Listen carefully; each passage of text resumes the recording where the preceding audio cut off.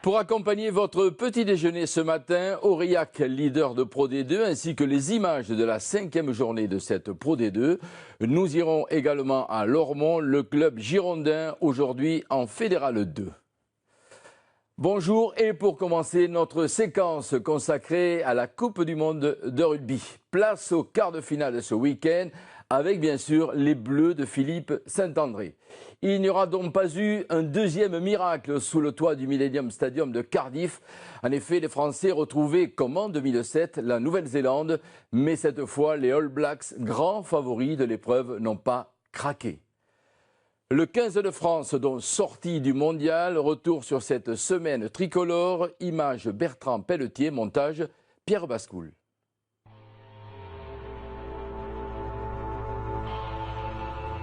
Une marée verte 6 jours avant d'affronter une possible marée noire. La gifle infligée par l'Irlande laisse perplexe tout supporter des Bleus. Et quand le souvenir de 2007 ressurgit, une seule question, un nouvel exploit est-il possible ? La fierté et l'orgueil, ça se décrète pas devant les journalistes ou devant du public, quoi. C'est au bout d'un moment où tu l'as ou tu l'as pas, et qu'il y ait du monde ou qu'il y ait personne, qu'il fasse jour ou qu'il fasse nuit. Donc là c'est bien, il y a du monde, c'est important, mais voilà, il n'y a pas besoin d'avoir 36 000 personnes pour savoir un peu ce que tu as dans le ventre. Si révolte il y a, elle se dessinera au Celtic Manoir de Newport, nouveau camp de base pour la semaine des quarts. La redistribution des cartes étant inévitable, histoire de ne pas sombrer comme les feuilles de l'automne, Saint-André relance quelques atouts. Exit Chouli, Thiusbord et Bastaro, Roissy, Dumoulin, Leroux et Parra. 3 changements pour tenter d'y croire. On connaît les favoris. Par contre, on croit en nous, on croit en ce qu'on fait. Les joueurs sont déterminés. Après, on sait que toutes les grandes performances contre la Nouvelle-Zélande, il va falloir aller plus loin, il va falloir être pratiquement dans un état second. Entraînement du capitaine ce vendredi pour 23 joueurs en mission, donc 23, où Morgan Parra doit afficher son rôle de meneur et d'aboyeur derrière les avants. Alexandre Dumoulin, celui d'accélérateur dans une ligne de 3/4 trop timorée, et Bernard Leroux, celui d'infatigable plaqueur capable d'étouffer les assauts néo-zélandais. Reste ce supplément d'âme qui peut renverser une montagne noire. Thierry Dussautoir a vécu 2007 et 2011. Aujourd'hui, il écarte la rumeur d'autogestion sans se détourner du cap fixé. On a surtout l'objectif de continuer à exister dans notre compétition. On avait, lorsqu'on a commencé la Coupe du Monde, on avait défini le fait d'être... pour avoir notre objectif d'être champion du monde, donc à un moment ou autre, il fallait rencontrer des nations du gabarit de la Nouvelle-Zélande. Aujourd'hui, on les rencontre en quart de finale, donc on s'est préparé à les affronter. Faire front face à la détermination des All Blacks affichée dans un haka de premier ordre. Affiché aussi par cet appétit vorace du deuxième ligne Ritalik, sautant sur ce dégagement de Frédéric Michalak, premier essai dès la 10e minute. Touché à la cuisse, l'ouvroir français ne verra pas la suite de la raclée. Car en 80 minutes, la Nouvelle-Zélande envoie aux oubliettes les miracles tricolores de 99 et 2007 ou encore la soi-disant finale volée de 2011. Les Kiwis enchaînent avec ce deuxième essai de Milner Scuder qui laisse sur place son vis-à-vis Brice Dulin. 17-6, puis 24-6 en une demi-heure quand Daniel Carter d'une magistrale chistera envoie Savea aplatir le 3e essai. Le rythme est élevé. À 4 minutes de la pause, Louis Picamol redonne du souffle au tricolore en inscrivant ce qui sera le seul essai des Rouges du soir. Essai transformé, plus 2 pénalités, le compteur français restera bloqué à 13. Vexés, les Néo-Zélandais répliquent aussitôt un 4e essai comme un jeu de quilles sur ce déboulé de l'ailier Savea, 29-13 et un terrible constat. On n'a jamais eu trop l'espace pour exister dans ce match. Chaque fois qu'on a eu on dirait des prémices de rébellion, on a tout de suite l'action a été arrêtée, on s'est fait contrer. Donc voilà, il y a eu vraiment 2 voire 3 classes d'écart entre les deux équipes ce soir. Le deuxième acte ressemble à un match à sens unique. Les All Blacks rajoutent 5 essais pour un cinglant 33-0. Trop facile, et l'addition aurait pu être encore plus salée. 62-13, jamais un quart de finale du mondial n'a connu un tel score. Jamais le 15 de France n'a connu une telle humiliation. L'aspect aussi technique, vitesse, puissance, explosivité est quelque chose de primordial dans ce rugby moderne. Et c'est pas avec une préparation une fois tous les 4 ans que nos joueurs aujourd'hui pouvaient combattre contre la Nouvelle-Zélande. Noir, c'est noir, il n'y a plus d'espoir, dit la chanson. Au-delà du triste bilan de Saint-André, c'est toute l'organisation du rugby français qui est mise à l'index. La Nouvelle-Zélande opposée à l'Afrique du Sud en demi-finale, les Springboks qualifiés suite à leur succès à l'arraché 23-19 face au Pays de Galles. Aujourd'hui, les 2 derniers quarts, Irlande-Argentine suivis d'Écosse-Australie. C'est bien connu, le rugby est né en Angleterre. En France, tout a commencé au Havre il y a 143 ans. Le Hack Rugby Club pionnier. Bénédicte Drouet s'est intéressé à cette page d'histoire. Regardez. Voilà, les racines, l'herbe que vous voyez là, c'est l'herbe d'origine. Et ça fait toujours une certaine émotion de savoir que ici, des générations de joueurs ont participé, ont joué et ont défendu non seulement les couleurs, mais ont défendu aussi le terrain. Et les Ciels et Marines le défendent toujours, ardemment depuis 143 ans.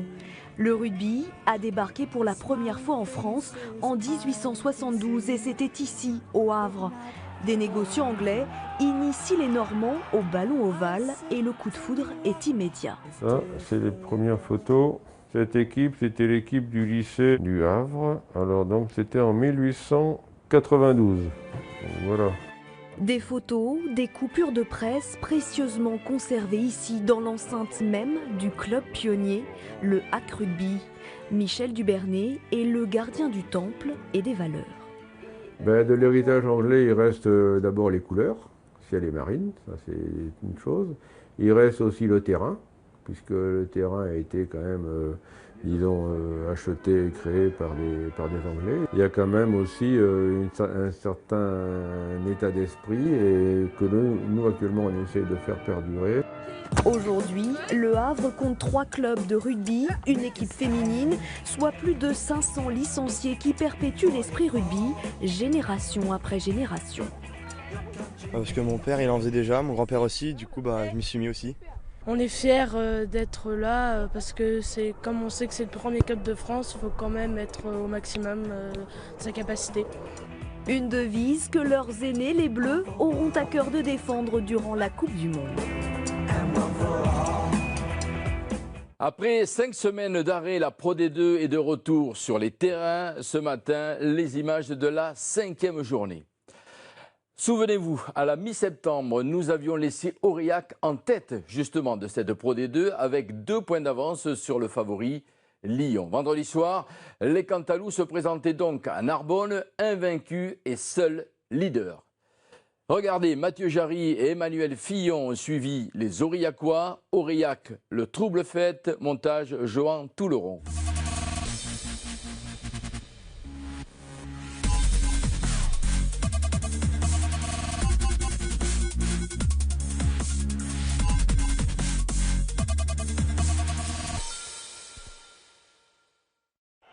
Dernière seconde de jeu, Narbonne mène 32-30, mais Maxime Petitjean, le buteur d'Aurillac, tente une pénalité lointaine.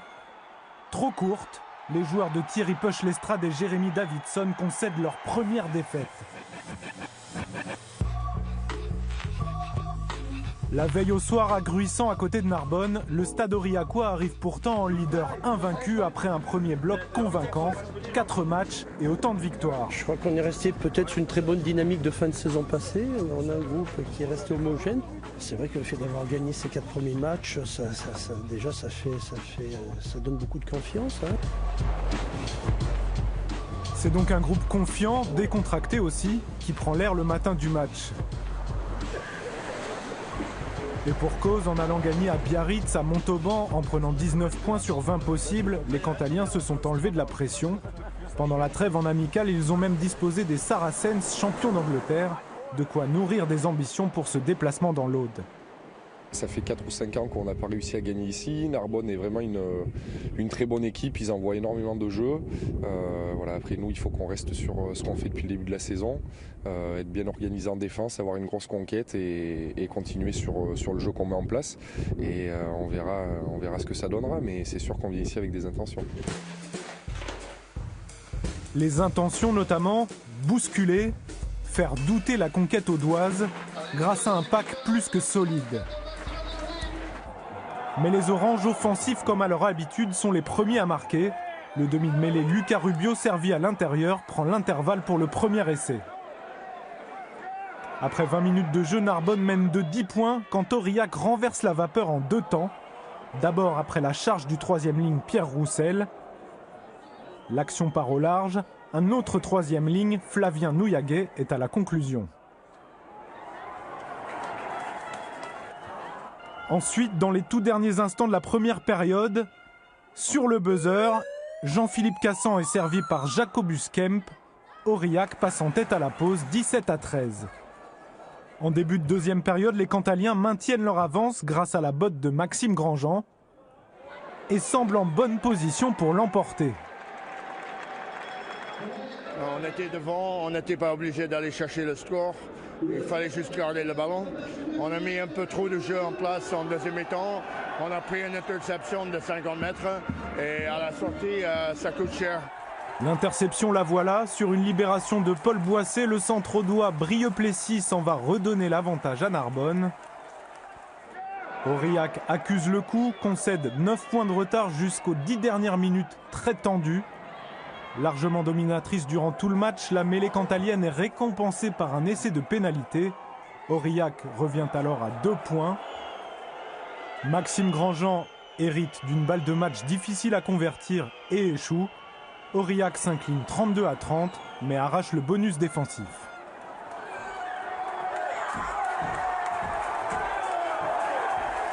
C'est sûr, c'est très rageant. Ouais, mais bon, c'est déjà un point, on est content. Il faut continuer à travailler comme ça. Si on ramène des points à chaque déplacement, on sera pas loin du bout. Voilà, on voit pourquoi les premiers championnats, hein, vraiment une équipe complète qui joue, qui lâcherait jusqu'à la fin. En témoigne cette pénalité qui aurait pu leur donner la victoire. Maintenant, nous aussi, on avait bien travaillé, on avait bien préparé ce match et je crois que, voilà, que toute l'équipe est à féliciter parce qu'on a réussi à faire tomber le leader qui était invaincu. Et voilà, c'est bien pour la confiance et c'est bien pour le groupe. Avec cette première défaite, les Aurillacois sont dépassés par Lyon en tête du championnat. Un adversaire qu'ils retrouveront dans 2 semaines chez eux pour un duel de haut de tableau. Les autres rencontres de cette 5e journée avec pour commencer Lyon, dauphin d'Aurillac au coup d'envoi et qui jouait jeudi soir à Biarritz, le dernier de la classe. Le tour des stades de Pro D2, suivez notre guide Éric Mouget.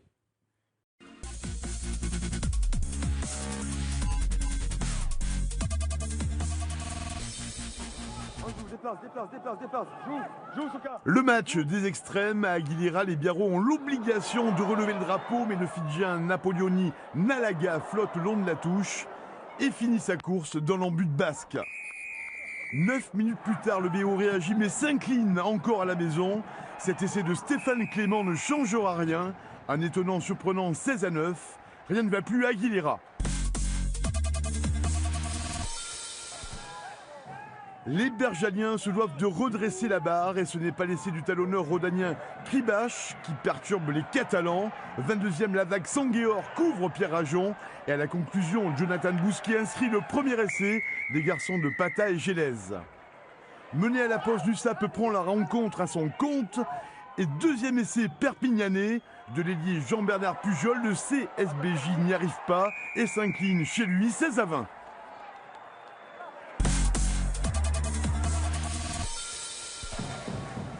Un des plus bels essais de cette journée à mettre dans la besace de l'Aviron bayonnais. Les trois quarts basques donnent la nausée au Carcassonnais. Ce magnifique essai bien combiné, bien dessiné et signé Bustos Moyano. Juste la beauté du geste qui permet à l'Aviron de mener 17-9 à la mi-temps. À Domecq, les Canaries n'arrivent pas à piquer, même si Tulagi fait cuit-cuit dans l'embut bayonnais. L'Aviron s'impose dans l'Aude grâce à l'homme du match, l'Argentin Bustos Moyano, 32-22.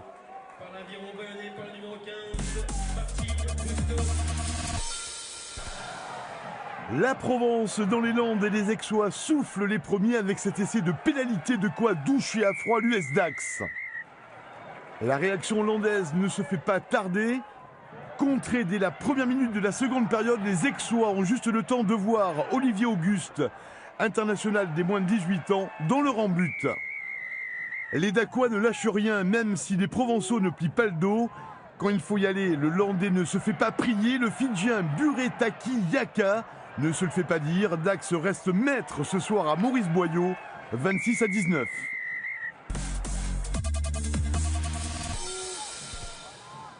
Tarbé et Biterrois se tiennent à la 6e et 7e place au général. Et le TPR est en force avec Costa Repetto, donne le tempo. Une attaque classique face à une défense héroltaise qui ne voit que d'un œil. La preuve, la balle jusqu'à Stroé et le Tarbé distance la SBH. Des Biterrois qui n'ont pas dit leur dernier mot puisque Ramoneda réduit la marque sans pouvoir obtenir le bonus défensif. TPR 19, Béziers 10.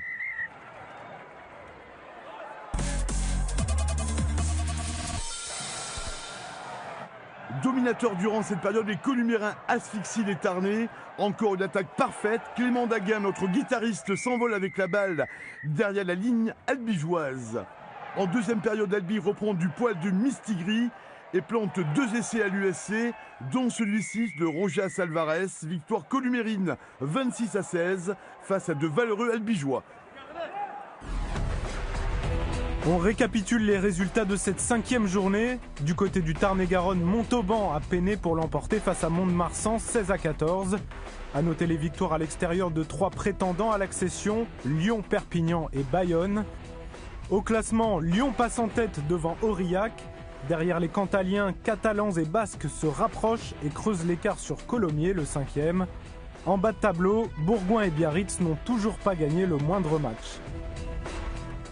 La page amateur de ce rencontre à 15 à présent. Passé de la Fédérale 1 à la Fédérale 2, à l'intersaison, Lormont tente de se relancer, notamment autour de l'ancien international Thierry Cléda, arrivé comme directeur général du club aquitain. Tout de suite donc, direction la rive droite de la Garonne, tout près de Bordeaux, avec l'infatigable Éric Mouget. Image Jean-Paul Lafitte, montage David Grinfant. C'est parti.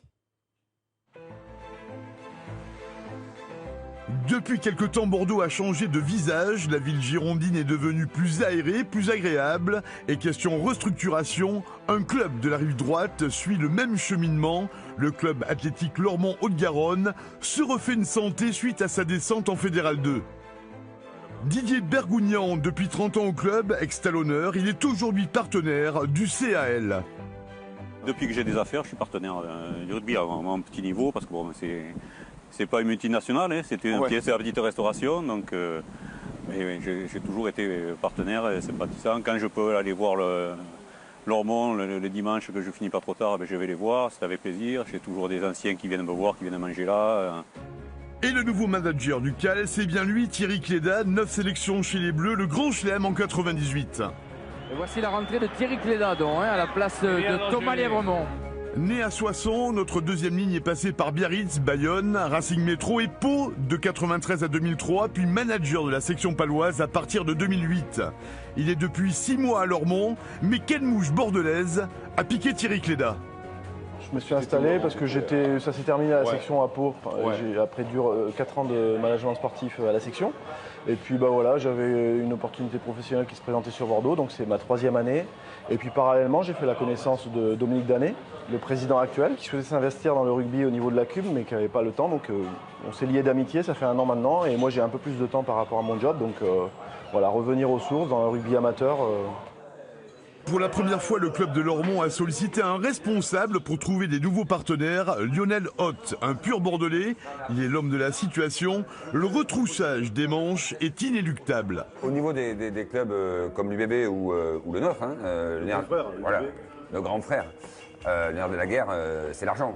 Donc aujourd'hui, pour arriver à nos ambitions, il nous faut un budget conséquent. L'entente Lormont-Senon-Bassin s'occupe 150 gamins des jeunes pousses jusqu'aux moins de 14 ans, soit 350 licenciés à Lormont pour ce club créé en 1924. Éducateur des moins de 8, arbitre au comité Côte d'Argent, Pierre Courbin leur enseigne les bases de la balle ovale dans un bel esprit. Je suis éducateur de profession, donc c'est pas très compliqué là de prendre la casquette éducative au niveau du terrain. Et puis c'est aussi une soupape. Je crois qu'on le voit le week-end avec certaines critiques qu'on peut subir au niveau de l'arbitrage et c'est cruellement d'actualité. Je pense que ce qui est important surtout, c'est de voilà, comme on disait, être capable à certains moments de fermer la situation, d'en entamer une nouvelle. Et ça, le monde éducatif nous permet de repartir dans cette nouvelle dimension. Je veux voir le ballon, le poteau se plier. Proche des enfants, Patricia gère les moins de 6 ans. Elle apporte tout son savoir à ses petits hauts. Je suis encore une maman pour eux. Les femmes, je pense que c'est un rôle de maman qu'elles ont avec les enfants. Quand il y a un petit souci, quand on fait des sorties, quand on fait tout, on est toujours là pour eux.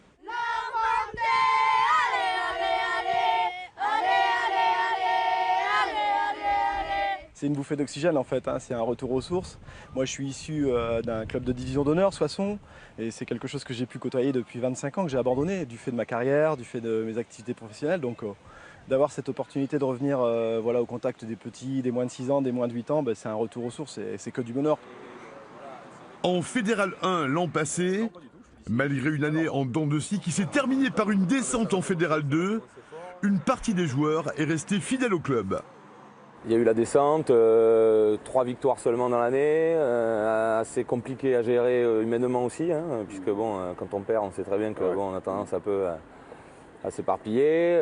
Mais voilà, maintenant on est descendu, c'est pas très grave en soi, on va essayer de reconstruire un truc sympa. Il va falloir vivre cette période de mutation. Ce qui me donne confiance aussi, c'est que beaucoup de joueurs qui étaient en Fédéral 1 sont restés.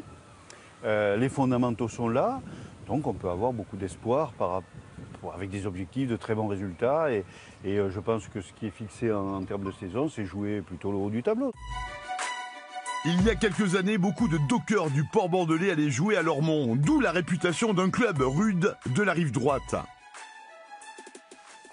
Joueur-entraîneur, président délégué avec la nouvelle équipe, Michel Garmendia est la courroie de transmission du club lormontois qu'il connaît sur le bout des doigts. À l'origine, c'est les joueurs, ils étaient recrutés donc de l'autre côté de la Garonne, à Bacalan. On avait un instituteur au club qui recrutait les gosses, qui les faisait jouer au rugby dans la cour de récréation et pas sur du gazon. Et donc les plaquages étaient durs. Et donc du coup, ça a fait un petit peu l'origine de Lormont et cette dureté dans le jeu qu'il y avait au démarrage. Mais ça, c'est quand même assez vieux. Difficile, ça l'est aussi pour les blessés. Ils sont consignés à soulever de la fonte avec leur préparateur physique sympa, Kevin Danet. Une nouvelle organisation à Lormont, dont 2 nouveaux coachs, un ex-joueur et l'entraîneur de l'équipe B. On est un peu curieux de découvrir un peu tout ça. Lui, il le connaissait déjà un petit peu puisqu'il était déjà entraîneur de la B l'an dernier. Mais voilà, mais c'est une nouvelle aventure sur des seniors et d'une équipe première avec d'autres responsabilités. Chacun en amène notre pierre à l'édifice et puis en tout cas, nous, on a nos convictions et on essaiera de les faire passer aux joueurs. Rouet, Villemar, Christo, Anthony... Obligé de stopper l'effectif des seniors à 65 acteurs, une façon d'améliorer le qualitatif. Viser le haut du tableau, c'est l'objectif cette saison. Restructuration totale de ce club modeste girondin. Tout est mis en place pour une belle saison et pérenniser l'histoire du CAL. dans ce que j'ai connu au niveau professionnel, on s'éloigne un peu des valeurs, quoi. Surtout ces dernières années. Là, on revient vraiment à l'authenticité, mais il ne faut jamais perdre de vue qu'on vient de là, quoi. Et d'y revenir maintenant, c'est... Et à Lormont, on donne dans l'humour. Le calendrier a un moyen de mettre un peu de beurre sur l'entrecôte bordelaise. Le calendrier du club girondin, mais aussi ce dicton, car comme on le dit, à Lormont, rien ne vaut un bon sermon pour chasser les vieux démons. Allez, Stade 2, notez-le, c'est à 16h10 cet après-midi avec Céline Géraud et toute l'équipe des sports. On se retrouve pour notre part dimanche prochain, même heure, même chaîne. Nous irons notamment au Pays Basque pour notre traditionnelle mêlée culinaire. Bonne semaine, salut à tous. Crouch and hold. Engage.